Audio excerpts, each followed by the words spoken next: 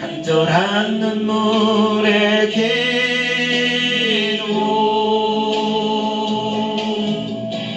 기도의 용사되리, 기도의 눈물 되리. 이 나라 위에 불타도록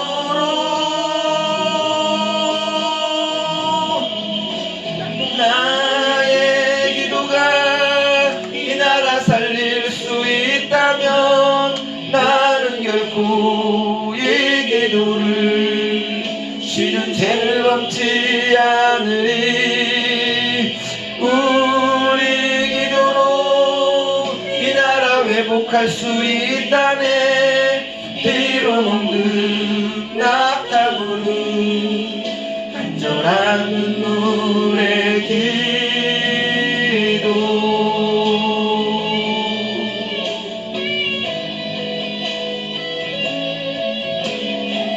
오늘도 하나님 앞에 나온 우리들의 심령이 주 앞에 영광 돌릴 수 있는 은혜의 역사가, 은혜의 시간이 되게 도와주옵소서.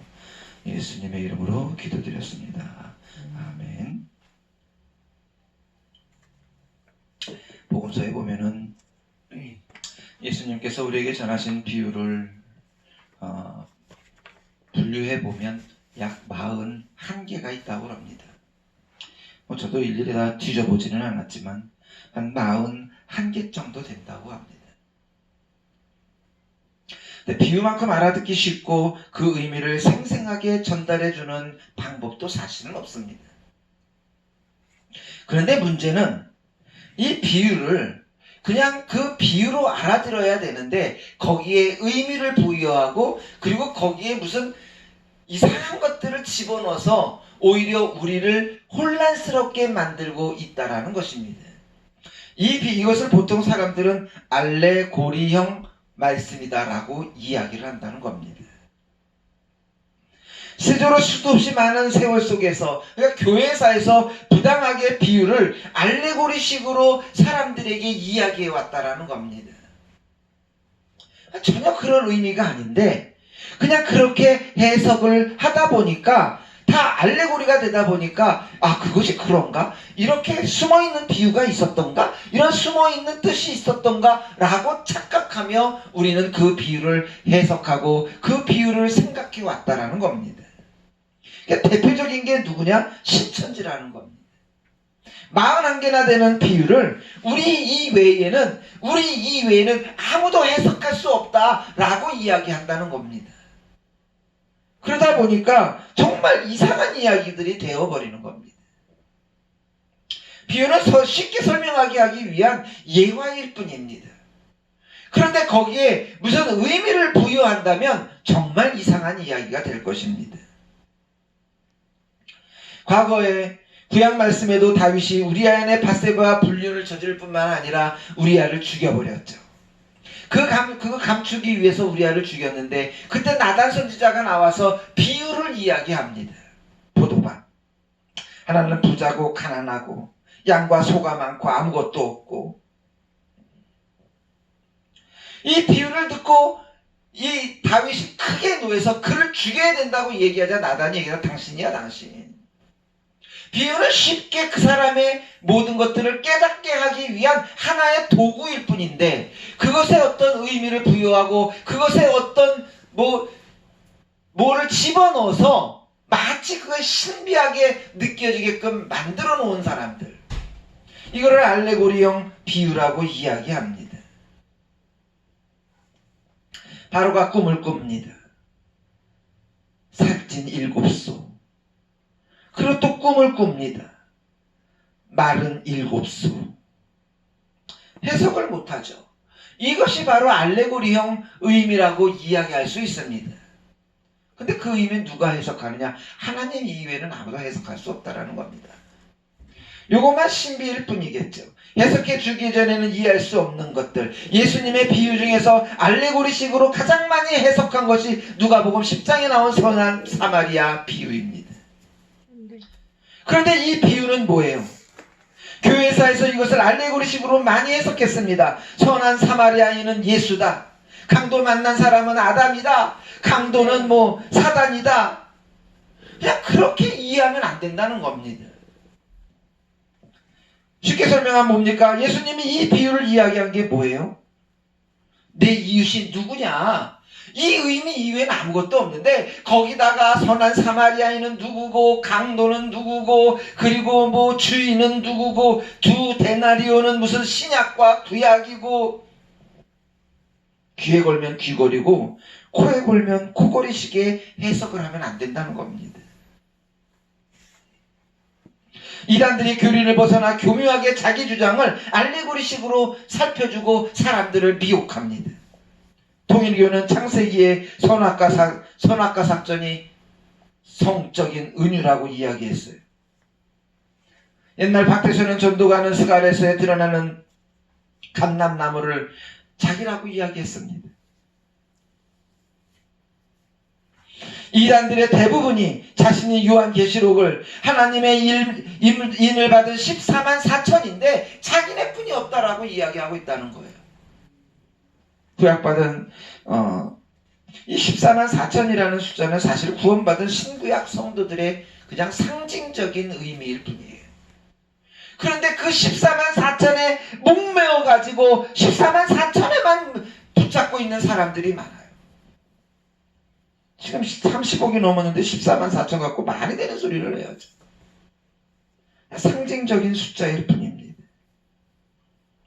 신천지 이단들이 비유 해석이 마치 난해한 수수께끼를 푸는 것처럼 보이며 자신들의 성경 공부를 통해 그 비밀을 깨닫게 해주겠다고 이야기하는 사람들.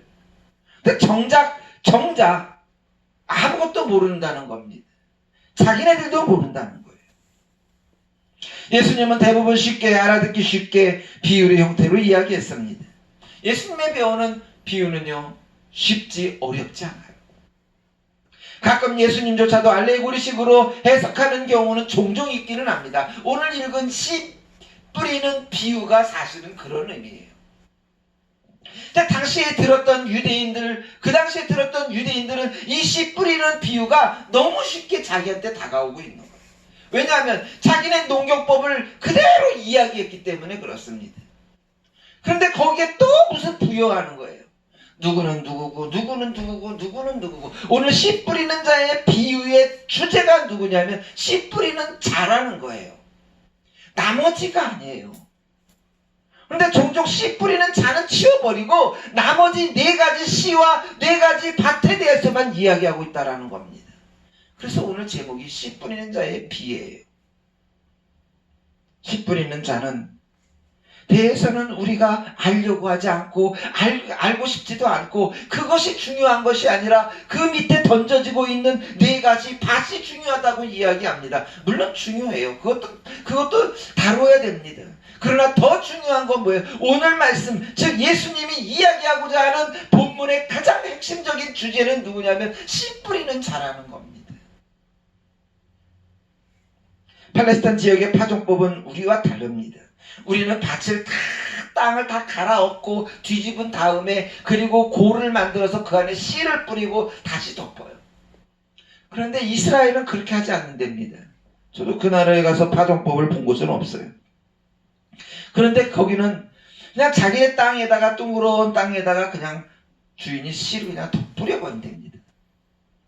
그러니까 그 씨가 튕겨져 가지고 자기네 밭 중에 어떤 데는 길이 되고 어떤 데는 논밭이 되고 어떤 데는 돌가가 되고 어떤 데는 좁은 곳에 떨어진다는 거예요. 그러니까 씨 뿌리는 자는 이것이 좋든 아니면 나쁘든 상관이 없다라는 거예요. 그 중에 하나 1% 좋은 땅에 떨어진 것들을 가꾸기 위해서 자기는 그대로 뿌리고 있다라는 겁니다. 어떻게 보면 농부는요 참 어리석은 사람일 수도 있어요.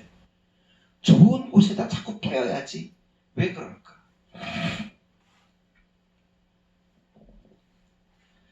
문제는 비유의 의미도 모른다는 겁니다. 이 비유를 가지고 있는 정확한 의미를 그래서 제자들이 다가와서 물어보는 거예요. 이 비유가 뭐예요? 우리가 그 농경법은 알고 있는데 그 말씀이 무엇인지 잘 모르겠습니다. 왜 몰라요? 그냥 보면 알잖아요. 그런데 우리는 뒷구절에 해석한 것을 알기 때문에 그걸 안다는 겁니다. 비유에 대한 질문을 합니다. 본문 10절에 예수께서 홀로 계실 때 함께한 사람들이 12제자와 더불어 그 비유를 대하여 물으니, 12제자만이 아니라 누구요? 그와 함께한 사람들이 다 같이 와서 물어보는 겁니다. 예수님의 배에 올라 앉았어요. 여러 가지 비유를 가르칩니다. 평소와 달리 예수님은 병든 자도 고치지 않고 귀신도 내쫓지 않고 누구나 잘 알고 있는 평범하고도 일상적인 사실들만 계속해서 이야기합니다. 그리고 많은 시간이 지났어요. 어쩌면 며칠 몇 날이 지났을 수도 있습니다. 문득 제자들과 그들이 생각한 거예요. 그게 무슨 뜻일까? 그 의미가 무엇일까? 그런데 예수님이 너무 바빠요. 그러니까 궁금해도 물어볼 시간이 없는 겁니다. 끝나자마자, 이 말씀 끝나자마자 바로 달려가서 예수님 이 말씀이 뭐예요? 라고 물어보지 않았을 거라는 겁니다. 성경상으로는 짧게 구절로 다음 구절로 나와 있지만 그 다음 구절의 간격은 어쩌면 며칠이 될 수도 있고 일주일이 될 수도 있고 한 달이 지난 시간일 수도 있다라는 것입니다. 떡 5개로 5,000명 먹였고 떡 7개로 4,000명 먹였고 그런 시간들이 다 지나다가 어느 날 갑자기 궁금해서 물어보는 겁니다. 혼자 계실 수도 있죠. 예수님, 이게 뭔 얘기예요? 궁금했죠. 12제자와 12이 아닌 따르는 사람들이 남아있었습니다. 12은 예수님이 원해서 택하신 자들이고 그 나머지는 그들이 원해서 스스로 예수님을 따르는 자들이었습니다.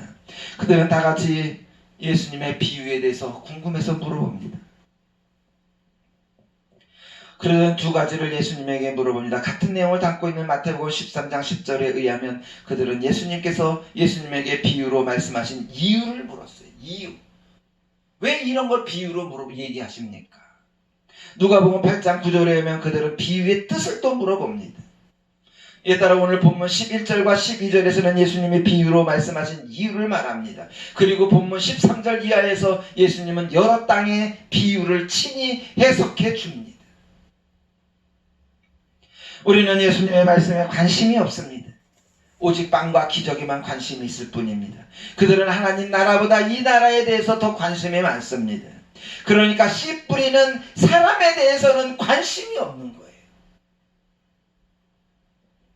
오늘 어떻게 되는가, 오늘 어떻게 사는가, 이게 관심이에요. 하나님 나라를 말씀하시는 예수님에 대해서는 관심이 없습니다. 그 사람이 이적과 그리고 수도 없이 많은 것들을 행하고 있던 것들에 대해서만 관심이 있는 거예요. 오늘 나에게 빵을 주셨던 그거, 오늘 나에게 물을 주셨던 그거. 오늘 우리도 그렇지 않습니까? 말씀에 대해서 관심이 없어요. 하나님 나라에 더더욱 관심이 없어요. 오늘 내게 축복을, 오늘 내게 먹을 것을, 오늘 내게 잘 살 권리를, 이 땅에서 이 나라에 대해 더 관심이 많은 거예요. 대면 예배가 비대면 예배로 되면서 많은 사람들이 오히려 더 하나님을 만날 수 있고 하나님과 더 가까이 있을 수 있었던 시간들이 많아졌다는 사실들을 깨닫고 그리고 조용히 자기와 하나님과의 관계를 되새겨 봅니다. 어쩌면 이것이 하나님 나라의 씨 뿌리는 비유가 이 땅에 다시 한번 도래하지 않았을까라는 생각이 듭니다. 말씀을 그냥 뿌렸는데 대면 예배를 통해서 우리는 그저 왔다가 간 사람들, 오늘 의무를 다한 사람들, 이제 하나님 말씀에, 하나님 나라에, 그리고 씨 뿌리는 자에 대해서 우리는 좀 더 관심을 갖고 알고 그리고 그분을 향하여 나아가는 성도들이 되시기를 소망합니다. 두 번째가 이유예요. 비유로 말씀한 이유. 오늘 본문 11절 12절에 말합니다. 하나님 나라의 비밀은 너희에게 주었으나 외인에게는 모든 것을 비유로 말하나니 이는 그들이 보기는 보아도 알지 못하며 듣기는 들어도 깨닫지 못하게 하여 돌이켜 죄사함을 얻지 못하게 하려 함이냐. 이 이야기를 들어보면 참 답답한 거예요. 들어도 듣지 못하고 깨닫지 못하니까 죄사함 받지 못하게 하려고 내가 비유로 이야기하는 거야. 어떻게 보면 씨 뿌리는 자의 마음은 어쩌면 냉혹한 마음을 가질 수도 있을 겁니다. 이 말씀 구절 단 한 구절만 보면 하나님은 정말 무서운 사람이 될 수 있고 너는 이미 끝이야 라고 이야기하는 것처럼 느껴질 수 있을 것입니다. 예수님의 비유가 가진 이중 목적 때문에 그렇습니다. 예수님은 비유를 통하여 하나님 나라의 비밀을 이야기해요. 그리고 그 비밀은 사실 감추어져 있다고 이야기합니다. 하나님 나라의 비밀이 주어진 너희는 누구인가? 마가복음 3장 35절의 말씀과 같이 예수님의 참 가족인 사람일 수도 있습니다. 마가복음 4장 8절 말씀과 같이 좋은 땅에 해당되는 사람일 수도 있을 것입니다. 마가복음 4장 9절 말씀과 같이 들을 귀 있는 자들일 수도 있습니다. 마가복음 4장 10절 말씀과 같이 예수님의 말씀을 들으려고 갈망하는 사람일 수도 있을 것입니다. 누가복음 18장 10절의 말씀과 같이 이들에게는 하나님 나라의 비밀을 아는 것이 허락된 사람일 수도 있을 것입니다. 이단의 교주들이 바로 이거 가지고 이야기하는 거예요. 나만 허락됐어, 나만. 그런데 우리는 말씀을 보면 그냥 다 이해가 가잖아요. 그래서 예수님은 비유를 통해 이들에게 하나님 나라의 비밀을 자세하게 이야기해 줍니다. 그런데 여기서 비밀이 감춰진 외인이 누구냐라는 거예요. 외인이. 너희와는 반대되는 사람. 너희와는 반대되는 사람. 쉽게 설명하면 예수님의 가족이 아닌 사람들인 거예요. 그런데 이들은 정말 천국 하나님 나라에 들어갈 수 없는 사람들이냐? 그렇지 않다는 거예요. 들어도 듣지 못하고 말해도 알지 못하기 때문에 그렇게 됐다라는 것입니다. 뭐 좋지 않은 땅일 수도 있을 거예요.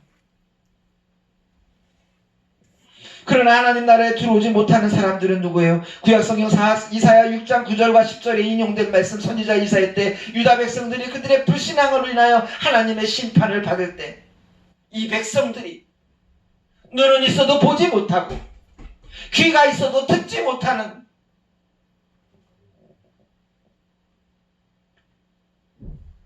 그래서 이사야는 포도원의 비유를 통해서 그들에게 이야기해 줍니다.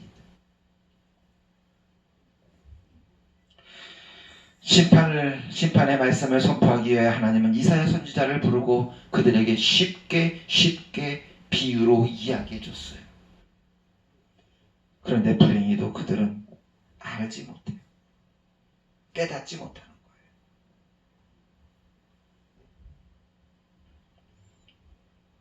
오늘 12절에 예수님이 인용하신 이사야 6장 9절과 10절에 있는 말씀, 범죄한 유다 백성들에게 기다리고 있는 것은 하나님의 심판입니다. 유다의 모든 성읍과 모든 토지들이 황폐되어 멸망할 때까지 심판을 이야기하는 이사야의 그 비애를 생각해 보세요. 들어도 듣지 못하고 말해도 깨닫지 못하는 사람들을 향하여 외쳐야 했던 이사야의 심정을 말이에요. 하나님의 심판으로 유다 백성이 철저하게 멸망할 것이다. 그 이야기를 하는 이사야의 심정이 어떨까? 그것을 전하라고 말하는 하나님의 심정은 또 어떨까? 이사야 6장 마지막 절 13절에 끝맺을 쓴다. 나무가 배임을 당해도 그 토기가 남는다. 그가 누구입니까? 너희예요. 비유를 알아들을 수 있는 너희라는 겁니다. 하나님을 거역하는 유다 백성에게 이 비유는 심판이었고, 예수님은 유대인들에게 여러 가지 비유를 가르쳤는데도 불구하고 예수님을 배척한 유대인들에게 비유는 심판을 이야기합니다. 예수님은 말씀과 이적을 통하여 그가 그리스도이며 하나님의 아들이 분명하고 메시아라는 사실을 분명히 나타냈음에도 불구하고 유대인의 지도자들은 예수님에게 사탄이 들렸다, 예수를 죽여야 한다, 더 이상 그들에게 주어질 은혜가 없고 은혜의 문은 완전히 닫혀버렸다는 사실입니다. 그들에게 기다리는 것은 오직 심판일 뿐이라는 겁니다. 예수님은 더 이상 하나님 나라의 비밀을 직접적인 표현으로 하지 않고 오로지 비유로만 이야기했습니다. 멸망당한 유다 백성들 가운데 거룩한 씨가 그루터기에 남아있습니다. 수많은 유대인들이 예수님을 배척했지만 예수님을 믿고 따르는 소수의 사람들, 그들이 너희라는 겁니다. 이들은 예수님을 선포하신 하나님 말씀을 듣고 자기 직업이나 소유물을 버리고 예수님을 쫓아갔습니다. 그러나 속히 하나님 나라가 임하지 않는 것 같고 예수님의 사역도 기대만큼 신통하지 않고 아무리 기다려도 예수님은 오시지 않고 자기가 던진 씨앗을, 하나님 나라를 열심히 선포했지만 하나님 나라는 오는 것 같지 않고, 들어도 듣는 사람들의 마음은 여전히 황폐하고, 바리새인들과 비롯한 지도층들의 핍박은 심해지고, 사도들은 다 순교해 가기 시작했고, 그들은 자기에게 잘못된 선택이 아닌가 하는 불안감을 감출 수도 있었을 것입니다. 그러나 하나님 나라에 관심이 더 많은 성도들이 나타나는 것을 바라본 사도들과 제자들은 더 힘이 났을 거예요. 5,000명, 3,000명 늘어나고, 아시아를 건너 유럽을 건너 저 아시아 미대륙까지 번지는 그 하나님의 나라의 확장세를 바라다 보면서 어쩌면 더 큰 힘을 얻었을런지도 모릅니다. 죽음을 맞바꿔가며 사탄과 싸워가며 하나님 나라를 선포했던 그들이 오늘 씨 뿌리는 자의 비유의 이야기입니다. 좋은 밭에 대한 이야기가 아니라 들어도 듣지 못하고 말해도 알아듣지 못하는 사람들을 향하여 외쳐야 하는 하나님의 마음. 들을 귀 있는 자들만이 들어야 되는 이 아픈 심정. 오늘 우리 모두가 들을 귀 있는 자들이 되었습니다. 하나님 나라를 선포하는 그 모습들을 들었습니다. 세상은 점점 악해져가고 멸망으로 점점 심해져가고 있는 이때에 하나님은 심판에 대한 이야기를 끊임없이 우리에게 보여줍니다. 자연의 재앙을 통해서, 그리고 인간이 만들어 놓은 실수를 통해서 우리에게 끊임없이 심판을 보여주고 있음에도 눈이 있어도 보지 못하고 귀가 있어도 듣지 못하는 사람들을 향하여 외쳐야 하는 이 씨 뿌리는 자의 이야기, 아픈 마음, 우리는 이것들을 통해서 다시 한번 하나님의 마음을 깨달아 알고 더욱더 씨 뿌리는 자가 될 수 있기를 소망하는 우리 하늘빛 사람 교회 모든 성도들이 되시기를 주님의 이름으로 축원합니다. 우리 시간에 다 같이 함께 한 목소리로 기도합시다. 하나님, 씨 뿌리는 자였습니다.